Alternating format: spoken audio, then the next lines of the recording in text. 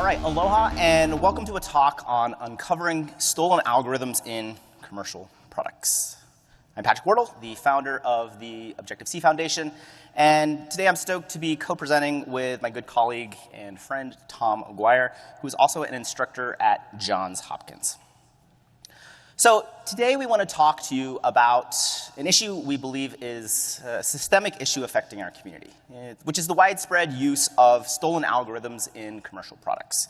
Figured if it could happen to us, it's happening to others, might be happening to you as well. So here we'll first introduce the victim application. We'll then talk about how we were able to find and prove that commercial products were using its closed source algorithms, and then show how we were ultimately able to resolve this in a fairly win-win manner. So first, let's talk about Oversight, the victim whose closed source algorithms were stolen by at least 3 separate, unrelated commercial entities. In this part of the talk, we will discuss Oversight and describe to you the specifics of its algorithms, its internals. This is relevant to prove that its code was stolen and implemented in commercial products. So Oversight is a pretty simple, pretty straightforward utility written by yours truly. It's released in 2016 as a free but closed-sourced application.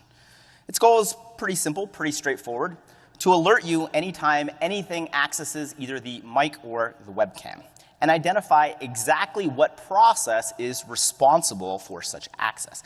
This ability to be able to identify the active process that's accessing or the mic or the webcam was Oversight's most unique feature. No other tool had this capability at the time. Now, Oversight was predominantly designed to detect stealthy malware that might slip onto your system with zero-day vulnerability. If such malware, though, attempted to access the mic or the webcam, either to spy on you or perhaps turn on the mic to turn your system into a room audio capture device, Oversight would alert on this behavior, this action, even if it had no a priori knowledge of the malware. Turns out Oversight is pretty good at detecting zero-day vulnerabilities as well, especially those targeting mic and webcam access. For example, remote bugs in Zoom, or even 0 days exploited by malware. On the slides, we can see some examples of Oversight in action detecting such exploits. Finally, Oversight, rather unintentionally, played a pivotal role in covering good apps behaving badly. For example, it uncovered the fact that Shazam on macOS used to always listen, even when turned off. Not ideal. Now, back to Oversight's killer feature. This is the ability to identify, as I mentioned, what process is accessing the mic or the webcam. Obviously, this is an essential feature, right? If it's Zoom, Skype, FaceTime, this should be allowed, right? We might not even want to alert the user in this scenario. But if it's some nation-state malware that has surreptitiously got onto your device and is trying to spy on you via the mic or the webcam, obviously this is something that Oversight should alert on. And as I mentioned, at the time, no other tool had this capability. The question is, why not? Well, as we can see on the slide, though it's really easy in about 10 lines of code to get a notification from the operating system, from macOS, that the mic or the webcam has been activated, this notification contains no information about who done it. So now let's look exactly at how Oversight was able to identify the responsible process, the process that, again, was trying to access either the mic or the webcam. Now, it's a bit involved and leverages various undocumented features of macOS. Now, understanding this approach, though, is necessary for finding it, both in commercial products, and then also, with an understanding of exactly how it works, allows us to prove its stolen use. So there's 3 steps that Oversight uses, and I'll go through each of those now. First, it enumerates mock messages. So when a process wants to access either the mic or the webcam, under the hood, the system APIs or frameworks that are talking to either the mic or the webcam will send what is known as a mock message to either the mic or the camera daemon, the system process responsible for directly interacting with the mic or the webcam. So Oversight says, cool, let me enumerate these mock messages so I can get an idea of the processes who have recently or are currently accessing the mic and the webcam. Again, with the goal of identifying which one is the main one, the active one. Now, unfortunately, Apple doesn't allow you to enumerate mock messages from other processes, so Oversight can't do that directly. Turns out, though, that macOS ships with a utility called LSMP, list mock ports, and this has the necessary entitlements to do this enumeration. So what Oversight does, pretty basic in code, is it just executes LSMP. We can see this on the slide. Executing LSMP is super straightforward. It's a command line utility built into macOS. Now, it's a little harder, a little more work, though, to parse its output, as LSMP wasn't designed to be consumed programmatically, the output from it.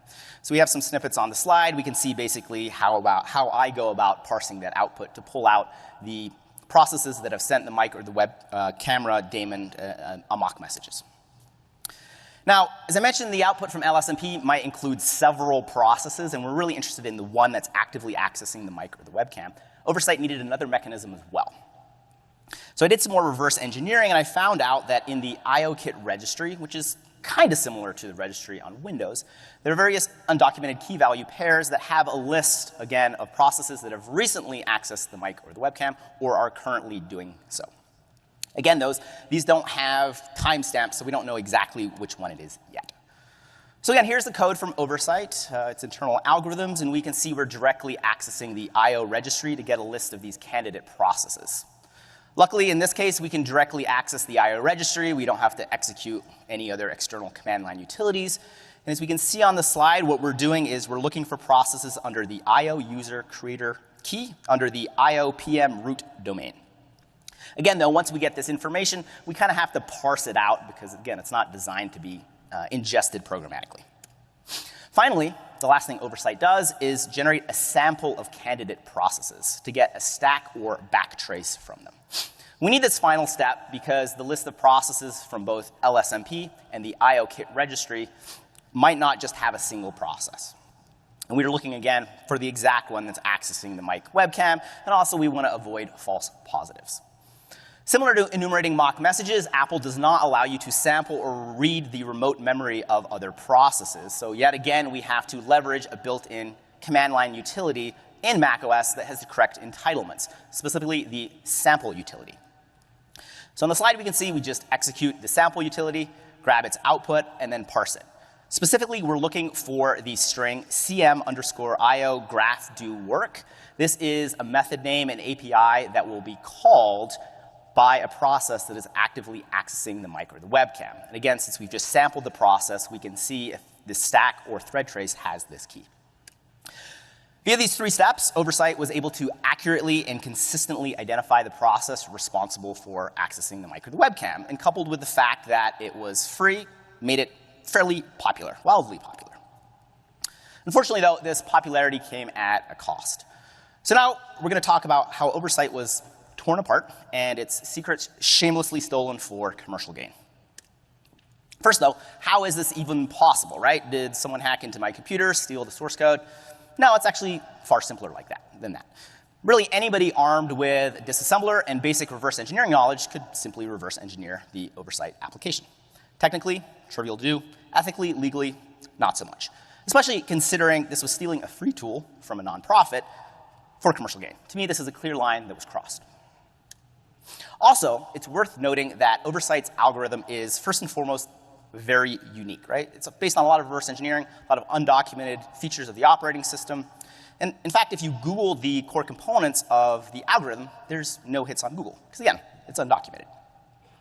Also, and I'm a little embarrassed to admit this, the algorithm's a little janky. I mean, first and foremost, I'm a security researcher, not a software engineer.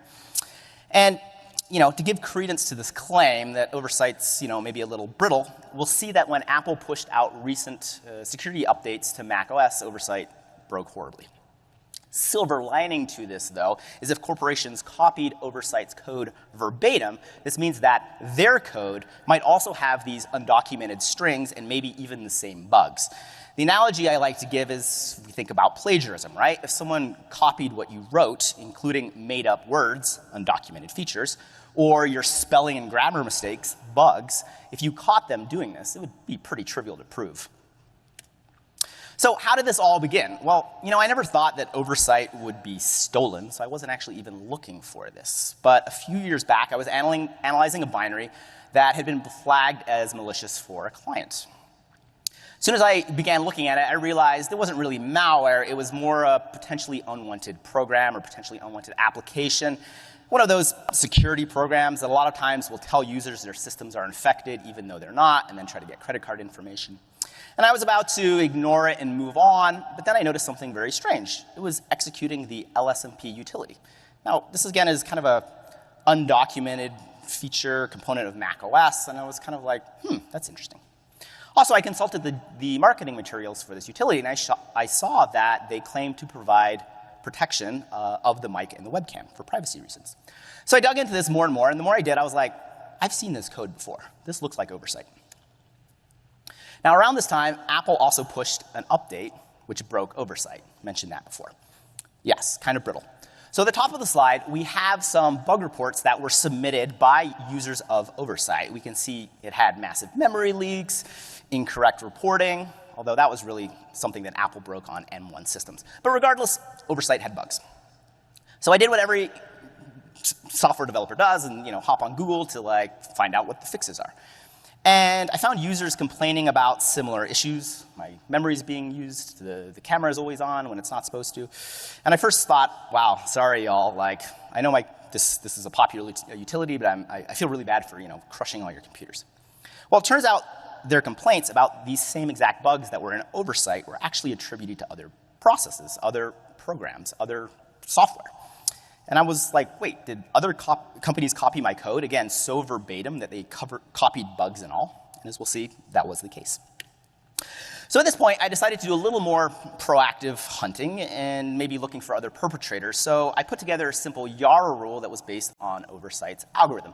Now, many of you are probably familiar with using Yara detections for malware signatures, but of course you can use it to detect any binaries.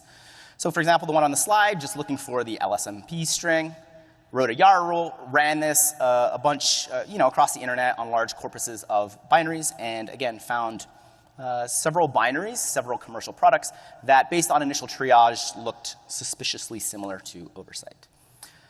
So at this point, I had a handful of commercial products that at first glance appeared to be very similar to my utility. Of course, though, we had to dig deeper to prove without a doubt that the code in these commercial products came directly from Oversight. So now Tom is going to talk about how we were able to prove equivalency between Oversight and these commercial products. All right, thanks, Patrick. So as Patrick noted, we have 3 different samples effectively from the search of what we can look through. And so what we tried to do was really find out where the similarities were with respect to the code from Oversight and the code from these products that had shown up either from the malware analysis, from bug reports, or from the Yara rules.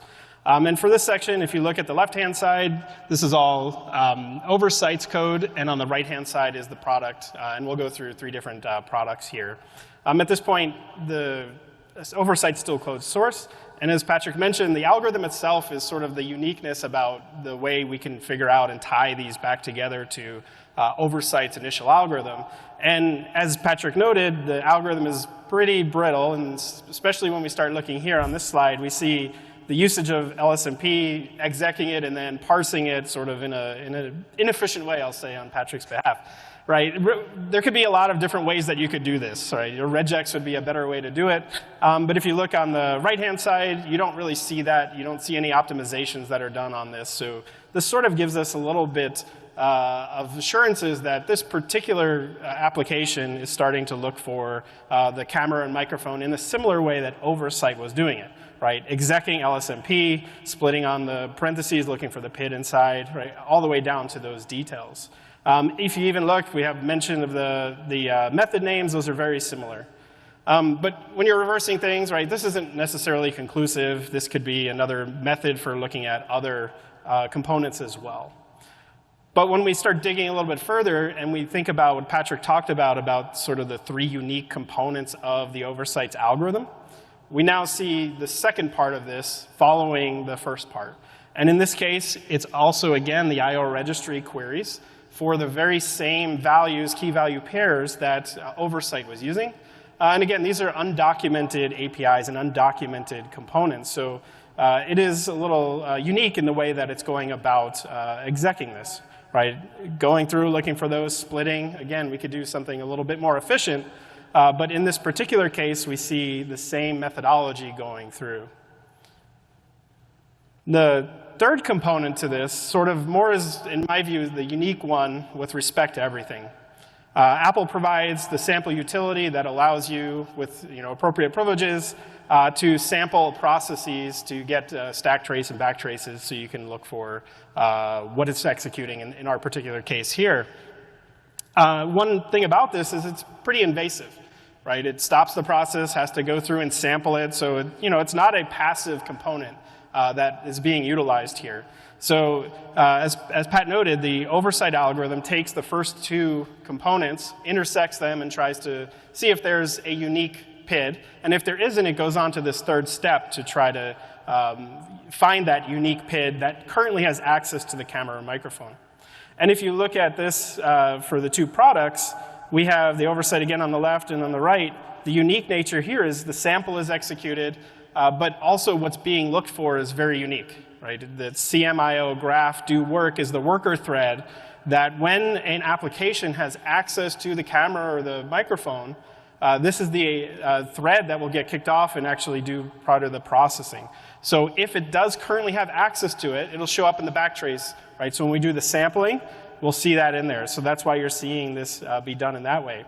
And again, prior to the talk, there weren't very many CMIO graph do work. You'll see them related to some process crashes, some resource usages, but there aren't any related to this specific case. So it is very unique. So putting all three of these together kind of gives a really good picture of the algorithm that was in Oversight is now in another product. And so we kind of took this and, to the next product as well. And for this one, that was just one product, but now we look at this one, and this is written in a different language. Right, so this one's written in Swift, so you can see that there was some level of effort to switch over to another programming language, probably to fit into the framework and whatever the product is. But if you look at it from the disassembly standpoint, right, it still matches up with the logic that Oversight utilizes for the LSMP. Right? Execute, split on lines, split on the parentheses. Right, again, there could have been a regex and everything going on here. But this is showing that we still have, in this product, the first part of the algorithm as well. And digging a little bit further, we get the second part of the algorithm in this product. Looking at the I/O registry, the key value pair, looking exactly for the same unique value that it is so that it can go identify the particular PID that has that camera and microphone for the mock port. In this particular case, it's pretty identical from those first two, so this is a good indicator that this particular algorithm went over to this product as well. When we look at the third product, in this case, we'll see that the three different components are very similar, but there were some slight changes, mainly trying to, I guess, enhance the parsing utilities. So in this case, the regex, so there's a little bit of improvements upon those, but nonetheless, the core logic exists and is still the same across those. So here you're seeing it exec LSMP, a split on the lines, and it's going to be through a regex looking for the PID again. And nearly identical in the I/O registry querying again. You can see the particular key value pairs that we see. This is identical to the way that Oversight does it. And finally, in this case, we also see the execing of the sample utility and bringing in the CMIO graph do work, which is part of the camera microphone framework, to do the analysis to determine if this particular process has the camera or microphone processing currently active inside of it. Right? So again, here we have three different products that now have these components, the core components of the Oversight algorithm, embedded into them, right? And it's pretty conclusive that they've taken the algorithm from Oversight and brought them over to their products. Okay? So I'm going to get over to Pat and let him finish up on some of the good news about this. Thanks, Tom. So at this point, we clearly have indisputable proof that these products copied directly from Oversight by reverse engineering and essentially stealing its algorithm. So, I want to briefly end by talking about how we can resolve this and turn this into a happy-ish ending. Now, obviously I was going to reach out to the perpetrators, but I learned quickly there was somewhat of a winning approach, which is first, you really need to understand what your goals are. Do you want money? Do you want to, talk about them publicly and burn them to the ground? Do you want them to remove the code? Really know what you want, because when you approach them, they're going to usually come back and say, all right, what do you want? So figure that out first. Then also create proof, right? I think as Tom showed, we had pretty irrefutable proof, but you have to consider the fact that you're likely going to be talking to the legal team or the intellectual property team at these commercial or corporate entities, and they might not understand register values, et cetera, et cetera. So yes, provide that proof, but then also try to explain it in a manner that's maybe a little more high level, digestible with somebody who might not have quite as low level of technical skills. Speaking of lawyers, it's actually a really good idea to get your own lawyer as well. This is optional, but highly recommended. If nothing else, to tell the companies that you have one. I noticed in a few scenarios, the companies didn't really take me that seriously. When I mentioned I had a lawyer, they really started chatting with me more. I want to thank EFF. I worked directly with them. If you're not familiar with EFF, they provide free legal services to independent security researchers, developers, and nonprofits. So they were incredibly helpful, so I really want to take a minute to acknowledge and thank them.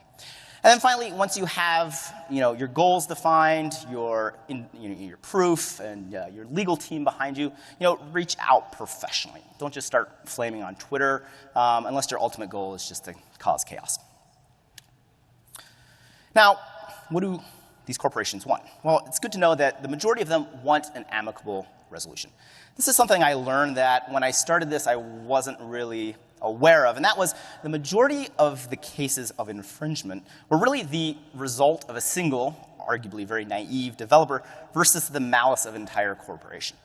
So when I began and I found these perpetrators, I was kind of like, man, these evil corporations trying to steal from, small guys and blah, blah, blah. Well, it really turned out it was a little more nuanced on that. So what do corporations want? Well, generally two things. They want to make sure that legally that everything's okay once you approach them and they realize what has happened. So first and foremost, they generally want a license agreement often applied retroactively that basically says legally they're off the hook. And then generally they often don't want to be disparaged as well, which is, again, understandable, especially in the case when it was a single developer who, again, naively was to blame. And yes, these corporations are willing to pay. So let's look at some win-win resolutions that came out of it. Again, these are direct communications from some of the companies who were responsible for stealing code from Oversight. Noting that also, all three companies did acknowledge fault, that yes, Oversight had been reverse engineered and used in an unauthorized manner for commercial gain. So here we can see the company has done three things. First and foremost, acknowledge the issue, putting an email, yeah, our bad. Secondly, they said, okay, we're going to take proactive steps to remove the unauthorized code from our product, which is great. And then third and most importantly, they said, hey, can we get a retroactive license, and we would like to financially compensate you, reparations for the licensing, everything. So again, this is kind of a win-win. Another win-win response, again, somewhat similarly, the company clearly acknowledged the inappropriate use, removed the code, and then made a very large, generous donation to the Objective-C Foundation. So again, kind of win-win. So let's wrap this up with some takeaways. First and foremost, if you are a developer, don't be naive like me and assume your code won't be stolen, even if it's closed source. So unfortunately, this means you have to be proactive. And yes, this is extra work, but perhaps use the methods we talked about in this presentation to see if companies are stealing your work. And if so, you can also take the steps we described to reach out and hopefully resolve the matter that's mutually beneficial, or at least beneficial to you. Now, if you're a corporation, it's incredibly important to educate your employees on this topic, even just to reiterate that stealing code is not okay. I thought that would be obvious, but apparently this is not the case. From the corporation's point of view, this is a no-brainer because this will avoid legal and optic issues, right? It's really the smart thing to do. So some good ideas might be implementing internal procedures to detect this, maybe scan your source code, or really just ask your developers when they're implementing new features, where did you get this from? I've worked at a variety of large companies in my career, and never once when I implemented a new feature did anyone ask me, Patrick, did you steal this? Where did you get this from? I mean, for me, ethically, that was a line I was not willing to cross, but again, still no one ever checked in with me and asked that. And finally, it's really important if you're a corporation, if someone approaches you, especially with proof and tries to be very professional, be like emotionally mature and amicable. There's a few scenarios where the companies originally denied everything, and it was shocking. But we all got to a few places. So I think there's a lot of opportunities to kind of squash this before it becomes even an issue. I think most corporations realize that once it gets to this point, it's problematic for everyone. So again, if they just take these steps to educate their developers, perhaps in the scenario if Patrick's tool has a great feature that another company wants, and there's maybe one way to do it, we'll reach out and talk about a licensing agreement, right? This is pretty standard procedure versus stealing and then ending up in slides at Black Hat. So that's a wrap. Before we hop into Q&A, I just want to briefly thank the amazing companies who support the Objective-C Foundation and all the community-focused work we're doing. I also want to thank the Black Hat Conference for allowing us to speak on this somewhat controversial topic. And then finally, all of you for attending. So thank you again.